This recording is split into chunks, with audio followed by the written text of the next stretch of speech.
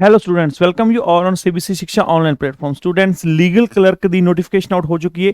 P++ ਦੀ website ਤੇ official notification out ਹੋ ਚੁੱਕੀ ਹੈ ਐਂਡ ਇਹਦੇ ਵਿੱਚ ਸਾਰੀ ਡਿਟੇਲ ਉਹਨਾਂ ਨੇ ਮੈਂਸ਼ਨ ਕੀਤੀ ਹੈ। Age, eligibility, exam criteria, fees and exam pattern ਵਗੈਰਾ। ਐਗਜ਼ਾਮ ਪੈਟਰਨ ਬਾਅਦ ਚ ਦੇਣਗੇ ਤੇ ਬਾਕੀ ਸਾਰੀ ਜਾਣਕਾਰੀ ਆਪਾਂ ਡਿਸਕਸ ਕਰਨੇ ਆ। ਕਿੰਨੀ ਦੇਰ ਤੱਕ ਤੁਸੀਂ ਐਗਜ਼ਾਮ ਫਿਲ ਕਰ ਸਕਦੇ ਹੋ, ਕਿੰਨੀ ਦੇਰ ਤੱਕ ਤੁਸੀਂ अपनी फीस भर सकते हो, किनिया वैकेंसीज ने टोटल आज इन्होंने 223 वैकेंसीज 283 वैकेंसीज 283 वैकेंसीज की इन्होंने डिमांड की लीगल क्लर्क की। ठीक है, एंड अपने को महत्वपूर्ण जानकारी आप डिस्कस करने SS बोर्ड के वालों जो एक अखबारों के इश्तिहार प्रकाशित किया गया 6 मई को, उस दियाँ ऑनलाइन 15 तरीक को स्टार्ट हो चुकी है। कहते हैं 5 बजे तक तुसीं जी 15 जून तक शाम ਨੂੰ 5 ਵਜੇ ਤੱਕ ਆਨਲਾਈਨ ਫਿਲ ਕਰ ਸਕਦੇ ਹੋ। ਪੂਰਾ 1 ਮਹੀਨਾ ਦਿੱਤਾ ਇਹਨਾਂ ਲੀਗਲ ਕਲਰਕ ਨੂੰ। 1 ਮੰਥ ਦੇ ਵਿੱਚ ਤੁਸੀਂ ਆਪਣੇ ਫਾਰਮ ਫਿਲ ਕਰ ਸਕਦੇ ਹੋ ਐਂਡ ਫੀਸ ਭਰ ਸਕਦੇ ਹੋ। ਲਾਸਟ ਫੀਸ ਭਰਨ ਦੀ ਕਿੰਨੀ ਡੇਟ ਹੈਗੀ ਹੈ 18/6। ਠੀਕ ਹੈ ਰਾਜੇ।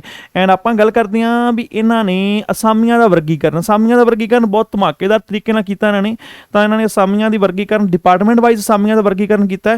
ਤੁਸੀਂ ਅਸਾਮੀਆਂ ਦਾ ਵਰਗੀਕਰਨ ਦੇਖ ਸਕਦੇ ਹੋ। ਇਹਨਾਂ ਨੇ ਆਬਕਾਰੀ ਦੇ ਵਿੱਚ ਕਿੰਨੀਆਂ ਵੈਕੈਂਸੀ ਚਾਹੀਦੀਆਂ ਨੇ ਨਾ, ਇਹਨਾਂ ਸਾਰਿਆਂ ਦੇ ਵਿੱਚ ਇਹਨਾਂ ਨੇ ਜਿਹੜੇ ਡਿਪਾਰਟਮੈਂਟ लीगल क्लर्क चाहिए ने उन्होंने पूरी डिटेल इन्हें मैंशन की है। साडी ऐप के डाउनलोड्स से भी तुहानूं पूरी जानकारी मिल जाएगी, पूरी नोटिफिकेशन मिल जाएगी, तुसीं देख सकते हो। ठीक है जी। इस तो इलावा आप गल करते हैं मेन चीज़ों की गल करते हैं आप। हाँ जी, हुण आप गल करते हैं कोड तो आप की करना नहीं। हाँ,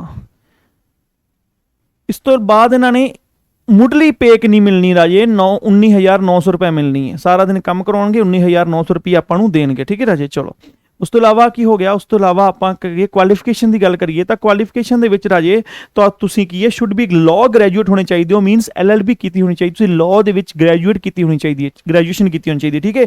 दूसरा की है, दूसरा एलिजिबिलिटी की एलिजिबिलिटी डिमांड की है भी जो डिपार्टमेंट पेपर लएगा वो तुसीं क्वालीफाई करोगे। तीसरी की है तुसीं पंजाबी ते इंग्लिश की टाइपिंग भी देवोगे। ठीक है।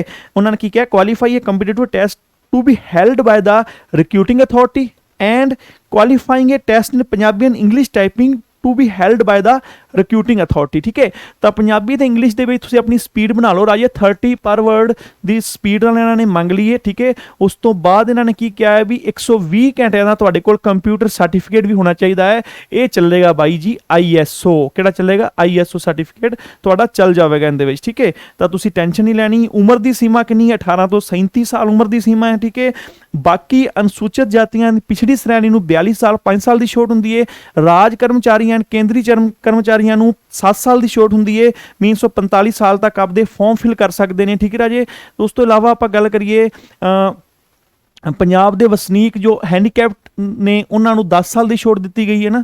तो इन्होंने सारिया छूटां दित्तियां गई ने। ठीक है। तुसीं पढ़ सकते हो अपनी आपकी एलिजिबिलिटी अकॉर्डिंग फॉर्म फिल कर सकते हो। तो फीस कितनी है इन्हों की? 1000 रुपये। इन्होंने उक्का बुक्का 1000 रुपये रखता भी जरनल में 1000 रुपये फीस भरनी पवेगी। ठीक है। इस तो इलावा SC BC एंड EWS नूं 250 रुपये, एक्स सर्विसमैन सैल्फ नूं 200 रुपये, हैंडीकैप्ट नूं 500 रुपये। ठीक है। तो अदा की गई फीस वो कहते असीं वापस नहीं करनी किसी भी हालात में। एक फीस कटेगी तो वापस नहीं होगी। ठीक है। तो जो 94 की होगी राजे, जो भी इन्हों का ऑब्जैक्टिव टैसट लिया जाएगा तो वह की होगा, वो घट्टो घट्ट 40% नंबरों नाल पास किया होना चाहिए है। 40% नंबरों नाल पास किए हुए बच्चे नूं ऑब्जैक्ट टाइपिंग टैसट ही बुलाया जाएगा। ठीक है। टाइपिंग टैसट वास्ते 30 शब्द प्रति मिनट की टाइपिंग चाहिए है। इंग्लिश एंड पंजाबी टाइपिंग बहुत वधिया मौका है। ठीक है। तो रावी दे विच इन्होंने टाइपिंग मंगी है। तो जो टाइपिंग टैसट होगा वो नैचुरल जी क्वालीफाइंग नेचर का होगा। ठीक है। तो यही मेन अपने को हैगी। इस तो इलावा जो सिलेबस आना है वो बाद में आना है। सिलेबस इन्होंने अजे पब्लिश नहीं किया। सिलेबस लास्ट ईयर वाला देख सकते हो, वही सिलेबस चलेगा। ठीक है। एंड अपनी तैयारी करो। जो साडा बैच ज्वाइन कर सकते हो। P++ का स्पैशल बैच भी है एंड लीगल क्लर्क का स्पैशल बैच भी है। तुसीं बैच जाके ऐप तो ज्वाइन कर सकते हो। एंड 20 मई नूं इस दियां क्लासेस शुरू हो जानियां ने।